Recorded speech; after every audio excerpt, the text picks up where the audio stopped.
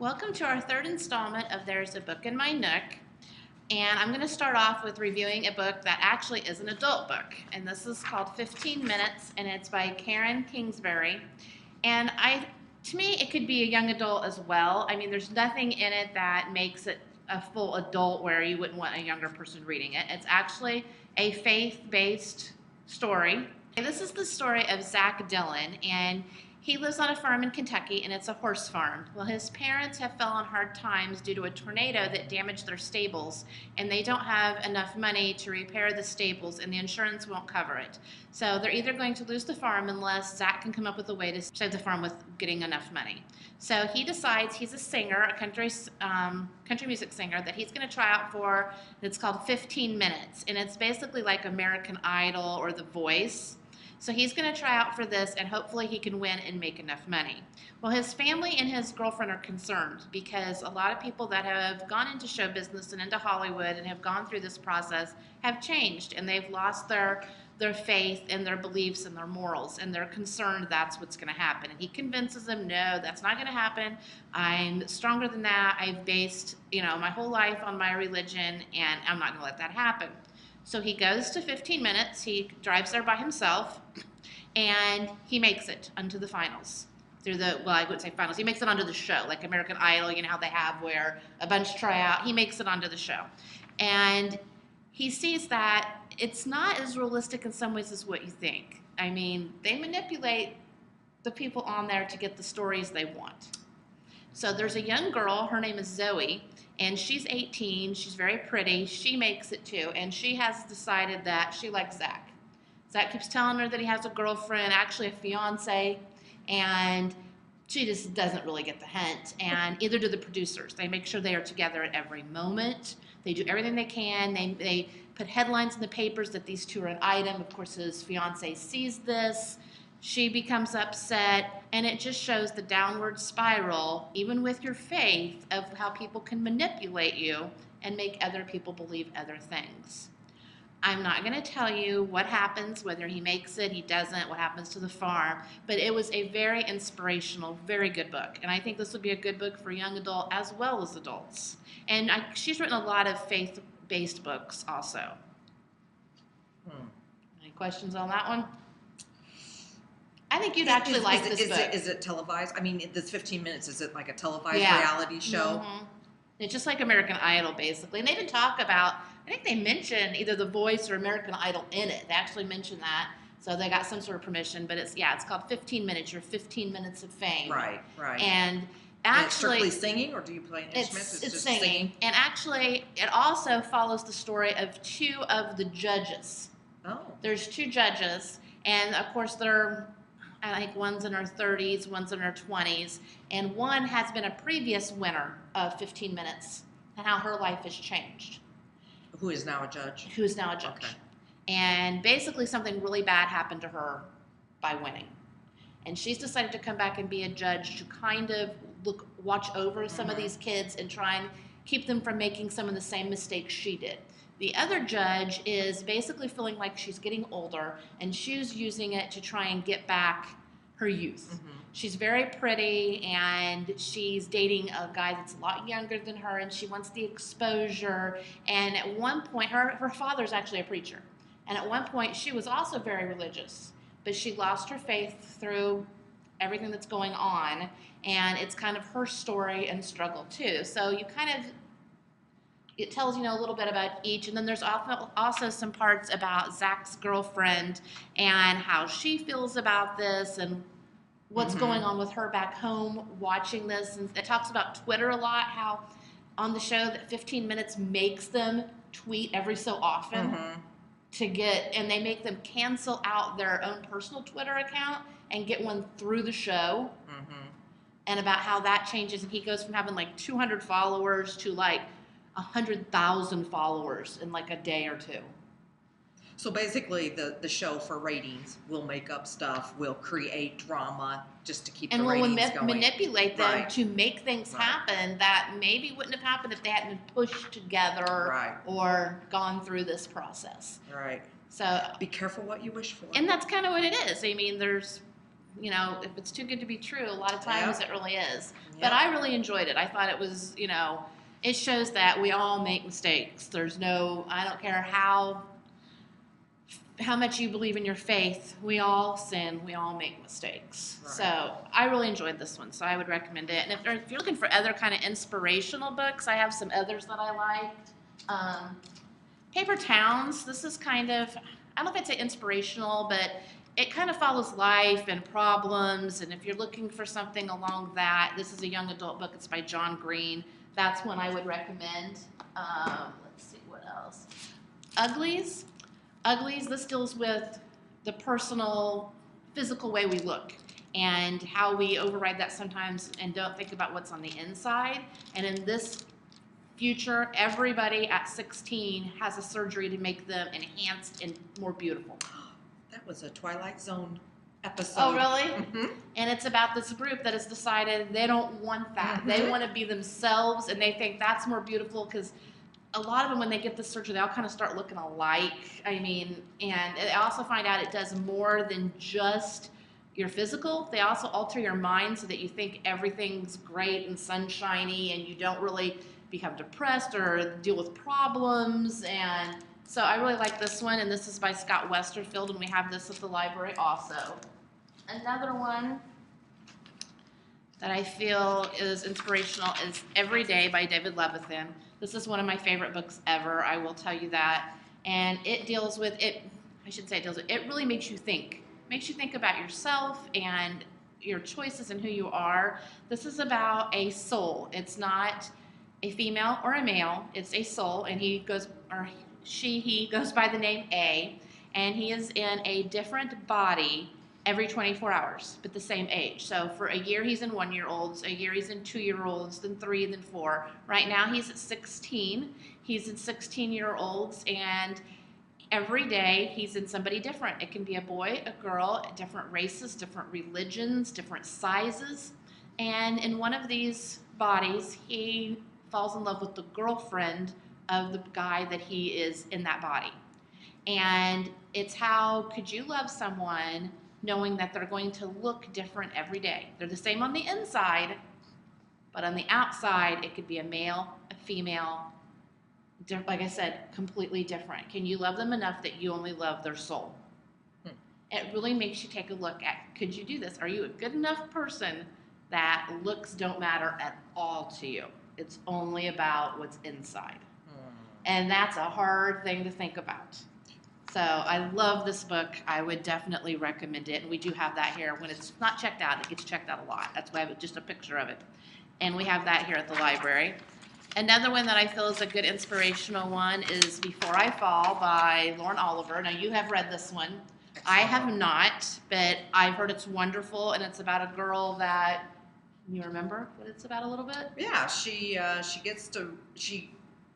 supposed to be a good girl, but she goes to a party, and she's kind of like one of the, like she's a very popular girl in school, and she kind of bullies this other girl, and she goes to this party, and she ends up getting into an auto wreck that night, but she gets to keep reliving that day until she figures out what she can do to release her soul so that it can go on. And make everything right. And make everything right. So. And I think she does it like 7 or 8 times before she finally figures it out. So I've heard it's really good. It's fantastic. It really makes you wonder, when you're in high school or any kind of school, the impression that you're leaving behind to other students when you move on and when you go back to your reunions, you will have some people will say, yeah, do you remember that time you did this to me, or you remember that time you did that to me? Sometimes the people that were bad to other people, they don't remember it. Right. People that were getting done to remember it forever, but the people who did it wasn't that significant to them. Exactly. Or the real popular ones in school wouldn't talk to you, but then you go to the reunion and they act like they're your best friends. Yeah. Because their life hasn't turned out how they wanted it to either, and exactly. Maybe yours has. So yeah, we have this one here also checked out, but that's a really good one. And then Fault in Our Stars by John Green. This has actually been made into a movie, supposed to be released in the next, I think, few weeks. I think you read this one, didn't you? It's about a girl who has cancer, and she goes to it's not cancer. I thought it was. It's the boyfriend. What? No, this is about the girl. Oh, I'm confused. Yeah, this is about the girl Right, that has right, right, cancer, right, and she goes yes. to basically a support group of cancer victims, some that are in recovery, some that aren't. She meets a boy there, and it's their story. Right. But yes, it is by John Green also, and it will be out very soon in the movie theater. So I'm anxious to see that one. Okay, Karen, off to you now. Since I've got all these ones I had to recommend. Keeping with my theme of the Civil War, which I'm going to become an expert here soon if I keep reading these books. Anyway, this one is called Fields of Fury, The American Civil War by James McPherson. And this takes each war, let me get it over here. This takes each war and breaks it down to what generals were in charge, what fort or what river or what battlefield they were on. And it's very interesting to read this because you kind of figure out how we got some of the expressions that we got today. Like the North, their uniforms were made out of this material that basically it just fell apart. And it was called shoddy material. Well, now when things are done halfway, Yeah. people say, man, that you did that really shoddy. Yeah, well, we that's do. where that expression I didn't know comes that. from. And then when the North was able to cut off all supplies to the South, it got to the point where families were not even able to get supplies, and so they ended up eating their cats, their dogs, their horses. And so when you hear the expression, I'm so hungry I could eat a horse, That's where it comes from. And then the South troops got so desperate for food, they were eating bark off the trees because they had no food. And actually, this goes to tell you that the Civil War actually began with Kansas. By this time, states, when they were being considered from a territory to a state, they got to decide whether they wanted to be a slave state or a free state. Kansas wanted to be a free state. There were a lot of people that was not a popular decision, and they wanted it to be a slave state. And so a war broke out. And for, this started in 1854, and in 1961 was when Kansas finally became a state because they could not make a decision whether to be free or slave. So they were a territory all the way up until then. They decided to be free. And when Lincoln became president, the South pretty well felt we're going to have war because they knew Lincoln was going to free the slaves, and so they thought, you know what, we're going to get out from the Union before he can do that. And then they decided to make their own, basically their own country. They elected their own president. And since their main source of income for the state was plantations and cotton, they were supplying Great Britain, France, Russia, and that's how they were getting their guns and stuff, was from them. Well, they wanted Great Britain and all them to back them up, and they thought if we can get them to back us up and consider us a country on our own and they're supplying us, we can beat the North. France and Great Britain wouldn't do it. And that was probably a major decision that kind of predicted how the war was going to turn out. There was also the Union. When they would put up their tents to go sleep at night, the tents were so low to the ground that they would have to crawl in like dogs, and that's where you got the expression pup tents, was from that. And then, of course, the North were called Billy Yanks, and the South was called Johnny Red. Right, I knew that. And then you know the song When Johnny Comes Marching Home. That was the Confederates. Yep. And 9 years old, the youngest boy was to join. Now, usually 9-year-olds, they were the drummer boys. Right. Or they were used on naval ships, what they called powder monkeys. They would run and get the powder for the cannons and the ammunition so that they could keep them going all the time. Well, a boy at 9 years old joined, and at the age of 12, he was made a commander of a ship that the North had won. 12 years old. He was a naval commander. We have some 12-year-olds here. I don't see them commanding ships, but no. You see your own children at 12 commanding a ship? They can't command and keeping their own room clean. And the funny thing is a lot of kids, if they were under the age of 18, you had to be 18 to go in. And a lot of kids would take the number 18, put it on a piece of paper, and put it in their shoe. So when they were asked how old they were, they would say they were over 18 because they were actually over the number 18 in their shoe. So they were lying. Women played a huge part in the Civil War. They would dress up as men. A lot of them were used as spies. would go and find out where troops were moving. All of them were nurses.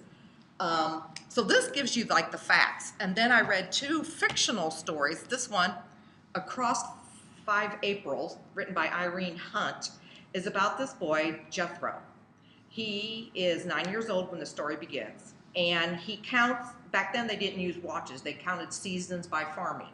You know, April was the spring, so that's when you had to get the fields ready to plow and all that kind of stuff. He is one of 12 kids. All his brothers, 3 of course died during childbirth and all that, but 3 of them go join the Union, but 1 goes to the South. It's in southern Illinois. Illinois was considered a free state, but he had 1 brother that sided with the South. So when Jethro, being the youngest, when all his brothers went off, his dad suffers a heart attack, and so he's got to take over the farming all by himself. So he has to make a trip into town to get supplies. Well, some of the men in town have heard about his brother defecting to the South. And back then, talk about patriotism, when you were picked one side, you stuck with that side, thick, thin.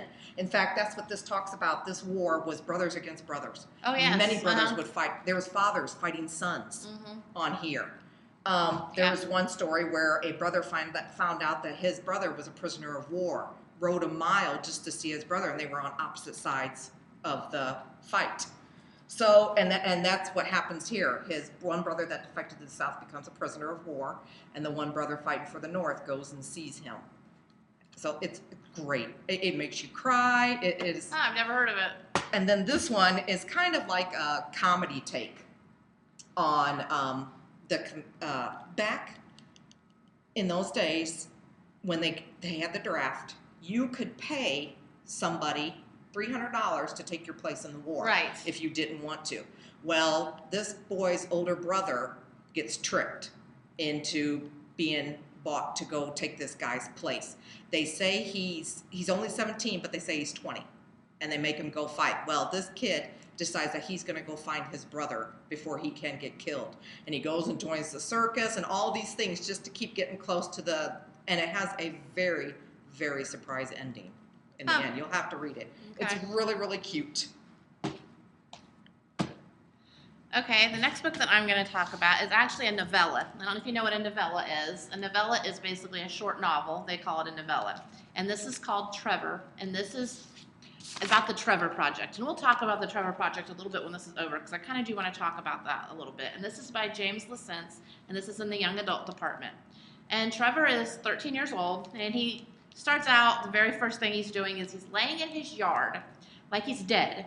And he's got a big butcher knife next to him, stuck into the ground, so when cars go by, it looks like the butcher knife is stuck in him and he's laying there dead. But the whole time, his dad is mowing around him with the lawnmower.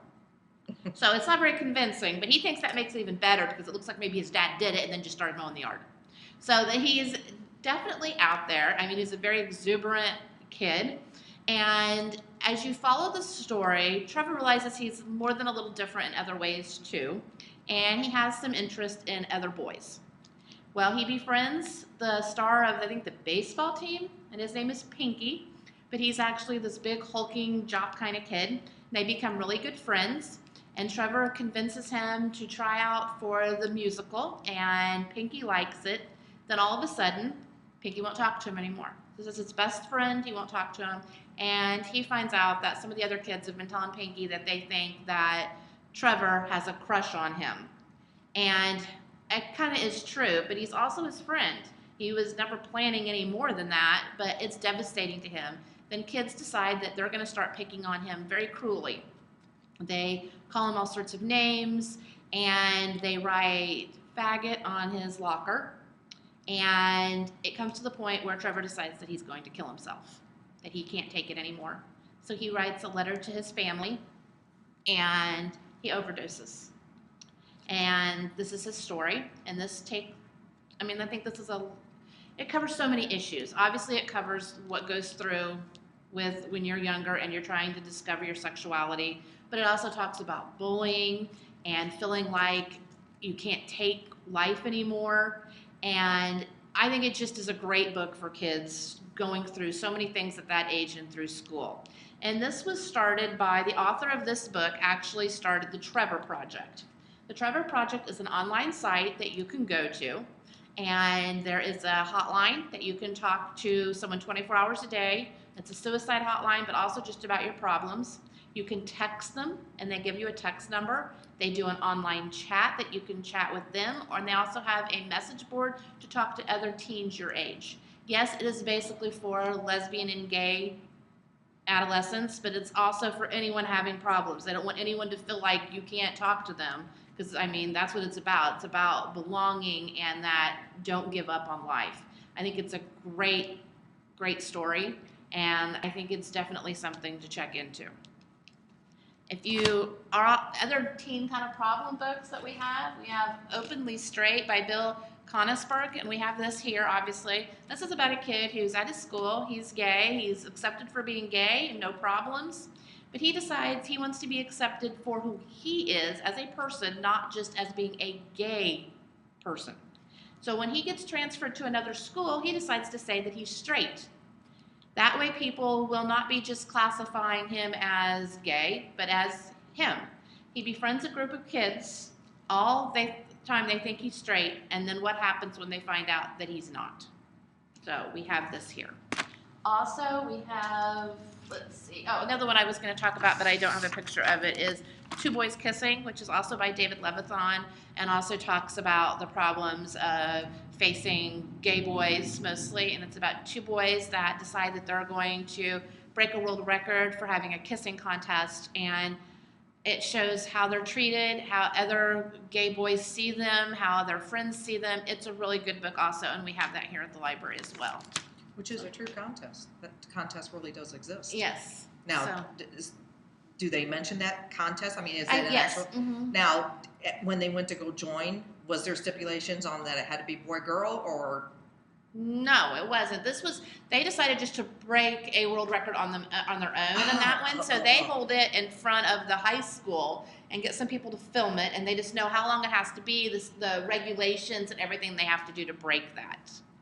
And that's videotaped the whole time. But we also have information here at the library in the teen department on the Trevor Project for anyone that is interested in just seeing what it's about. Now, when they call in, are those actual counselors? Yes, they are. So it's not like teens just No, calling it is teens it's counselors. So it's actual counselors that give them Talk advice to them. or Yeah, that can be done, like I said, through an online chat, through texting, and then they or have phone. like, do they have, what do I want to say, knowledge of help centers in each person? Like, say I'm calling, I'm sure they from do. Danville, and they'll say, oh, well, then you can get in touch with. I'm sure they do, because I mean, as I was reading about this, I found some facts that I thought was actually interesting. See if it has it on here. Maybe not. But teens that are lesbian or gay are 33% of suicides among teenagers involve lesbian and gay youth. So 1/3 of all lesbian and gay kids have attempted suicide, and 9 out of 10 report harassment at school is what made them do that. So I mean, I think that's really interesting. We think we've come so far, but not nearly as far as what we need to be to get these kids where they're not feeling ostracized all the time. So. Well, I think, once again, that is a polarized subject, just as it was with the slaves. When you are threatening somebody's way of life, a lot of people take sides. After the Civil War, it took a century before the South recuperated, because once the slaves were freed, that was their way of living. Right. They had nobody to work on the plantations anymore. Their only thing they knew of was having people do work for them. Cotton. They didn't have any manufacturing skills. They had nothing. And so when you take somebody's livelihood away, or you threaten somebody's sense of security or, faith, then that becomes a hot topic. It becomes a very polarized, where people take sides. And a lot of these kids are afraid to tell anybody. They don't want to be judged by their family, and they don't want to be judged by their friends, so they keep it all inside of them, and that makes it even worse. So sometimes it's easier for them to talk to somebody they don't know, someone who's not going to judge them for who they are and for their choices or beliefs, and so that's why they have the Trevor Project, where you can talk to somebody that's not going to judge you. Right, because if you was to talk to, like, a family member or somebody in your school, like a teacher or something. You don't know where they stand on the subject either, so you could be opening up a whole other can of worms there. Right. So yeah, that's a very, very volatile subject for So some. that's why I think this is a great. What's this one? I should talk about that. The first one I forgot. It was kind of an inspiration. This is called Star Girl, and I don't even know how to describe this book. She's known for being extremely unique and original. Then she decides, you know what? I'm tired of coloring outside the lines. I want to be more normal. Well, when she becomes normal, nobody really likes her anymore. And so she kind of feels like, well, did they like me, or did they just like me because they thought I was weird? So it's kind of about, another one about finding yourself and how much do you let other people's opinions and perceptions of you define who you are. So, and it's by Jerry Spinelli. Yeah, I forgot to tell you, this one, the book that I was telling you about when he went to go find his brother, it's The Mostly True Adventures of Homer P. Figg by Rodman Philbrick. And another book that I had read that kind of got me on the whole Civil War thing was this one that was written by Bill O'Reilly. He wrote one for kids and he wrote one for adults. And this one's called Lincoln's Last Days. And he really goes in detail about the battle strategies, really goes in detail about Lincoln's feelings during the war, and then, of course, goes into his, after he was reelected the second time, which was towards the end of the war, then how when the South had lost, how there was bad feelings about Lincoln, and then of course Booth. Is that who wrote Killing Lincoln? Yeah. And so is that who we met? Was that Bill? Who did we meet at the author convention? No, it wasn't Bill O'Reilly. It wasn't. No. Okay, I couldn't remember. No, this is Bill O'Reilly from Fox News. Oh, that does now the things I know. on Fox okay, News. Yes. Yeah. A lot of people find him controversial. Yeah, I know who you're talking about. Yeah. Okay. And he wrote Killing Kennedy, and now he just wrote another book called Killing Jesus. Okay. Okay, I watched, of course, 4 Civil War movies. The first one is Glory. Lincoln thought towards the end, he thought, this would be a good idea if I asked the slaves to take up arms for the North since they want to be free. What better way for them to have their freedom than to come fight for their freedom? And Glory has to do with, I think it was the 54th Regiment, which was all black. But, of course, blacks back then, even though the North wanted to free slaves, they didn't want them to be treated quite equal as the white man. And so in the North, the pay was $13 a month if you fought in the Army. They didn't want to pay the blacks. They thought that the blacks should just fight on principle alone. Oh, getting their freedom. Yeah, getting their freedom. They thought that they were getting 3 square meals a day. They were getting a place to sleep, clothes on their back, but they didn't want to give the blacks uniforms. They were making them fight in basically, like one guy showed up in his street clothes. He was a free man, but he showed up in a suit, and he fought in his suit and dress shoes. And so their feet were being blistered, and finally the general said, no, we're going to be treated equal or we're not fighting. So it shows where this general fought for them to get uniforms. Is that Matthew Broderick? Fought for them to get pay. And it's a very, very, it ties in with inspiration. It's a very inspirational story how slaves felt during the fighting that was going on. Another one is called Gettysburg. I did not like this movie. When I went to millions of websites, it seemed like this was voted like #1 movie for Civil War. All it focuses on is Gettysburg and, is it Michael? Not Michael, his dad. Martin Sheen. No. Michael Douglas. Kirk. No, yeah, it is Martin Sheen. Martin Sheen plays Lee. And I just thought he did a horrible job. It's horrible. It was horrible. But if you really want some detail and some hindsight into what went on during the Gettysburg, they suggest watching this one, but I didn't like it. This one is called The General. Now, I don't know if you can take the Civil War and make a comedy out of it, but this is a comedy. Okay. And it's about Buster Keaton, who's known to be a comic. Right. The General is his train. He's a conductor on a train. Okay. And he's got a girlfriend, and his girlfriend says, you know what? Until you go sign up for the war and is wearing a uniform, don't bother talking to me, because I only talk to soldiers. I only like soldiers. Okay. So he tries as hard as he can to join up, but being a conductor of the train, they said you're going to be more useful being a train for supplies and stuff like that. So we're not going to let you enlist. So he's out doing his little train ride, and all of a sudden it gets taken over. He's a southern boy, and it gets taken over by the North. and they kidnap his girlfriend, and now he has to go rescue his girlfriend and ends up being in the army. But you'll have to see how it turns out. It's kind of comic. It's a silent film, and when it says silent, this one, usually they'll have a few words. This one I think maybe had 3 sentences the whole entire movie. So it was really silent. It was really silent, yes. And then the last one, of course, the infamous Gone with the Wind. Yes. I loved it. I have seen it so many times. Absolutely loved it. So many times. In fact, my mother wanted to name me Scarlet. My dad would not let her. But my brother was named Ashley. So, yes. And all of my mother's cats are named after Civil War people. I love it. Gone with the Wind. Yeah, she has Miss Pitty Pat. She has Jackson for Stonewall Jackson. She has Katie Scarlet. Yes, they're all named after Gone with the Wind. In fact, that's going to be my new thing. For any time my kids say something, I'm going to say, frankly, son or daughter, I could give 2 hoots.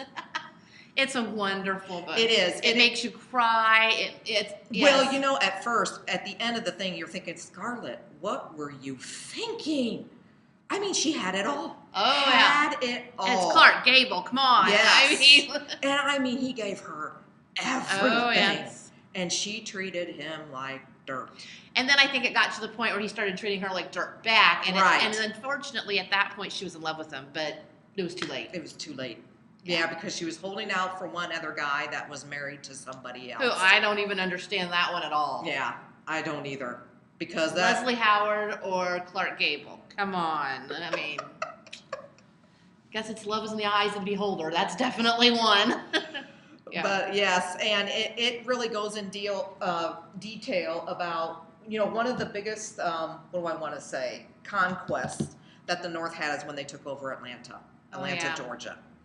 And this talks about the burning of it, because they went in and they literally burnt it to the ground. They did, yes. They didn't care if you were 2 or 85. No, it was. They burned it. They looted it. They took everything. They took family photos and broke them and burned them. I also like that it kind of shows that, not all the slave owners were horrible people. Right. And some of these slaves loved their families, and they wanted to fight for the South because they loved their family. So that's one of the but that's one of the first ones I think that really talked about that a lot. Right. They weren't all treated bad. I mean, Mamie is the like her mother. I mean, and the bigger black guy, I can't think of what his name was. Oh, the butler, sort of. He ends up saving her from the hobo people. Yeah. Yeah. I mean.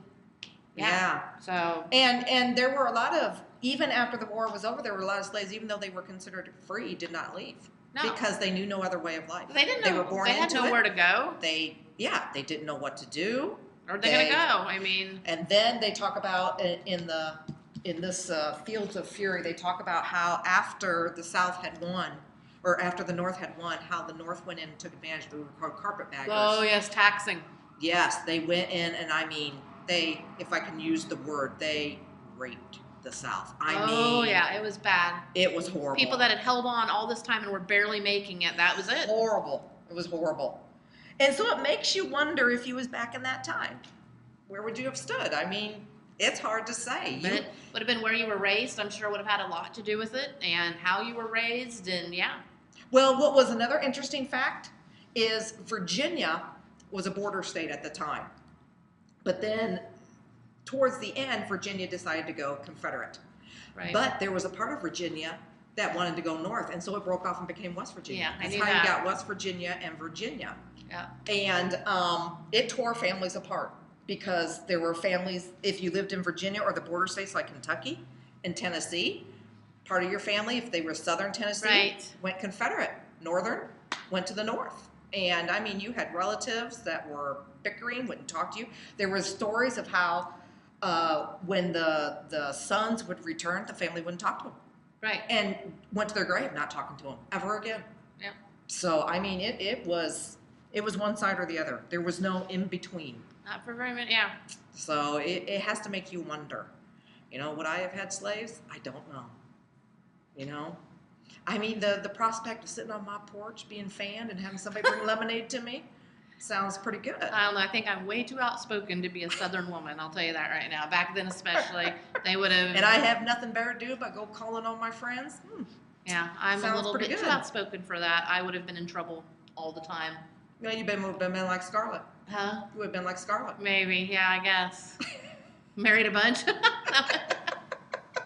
But yeah, she was outspoken. That's true. Yeah. And the women hated her. Yes. Let's the be women honest, hated the her, women but hated the men her. loved her. The men, most. Most. There was Yeah. some that still thought she should have been put in her place. Let's be Right, honest. right. Yeah. So. But I don't know. It makes you wonder what you would have done. But I mean, it's just it's a horrible blemish in our country. There's no doubt about that. Yeah. I mean, you got to wonder, because had the Civil War not happened, had Lincoln not wanted to free him, where would we be right now? Well, I'm sure it would have happened, whether it was Lincoln or not. It would. I definitely think that. Yeah. Yeah, it would have happened. There's no way we would have. I wonder if it continued would have with that. stayed two different. I mean, you would have had, because Jefferson Davis Yeah. became the president for the South. Would you have two different countries under one country?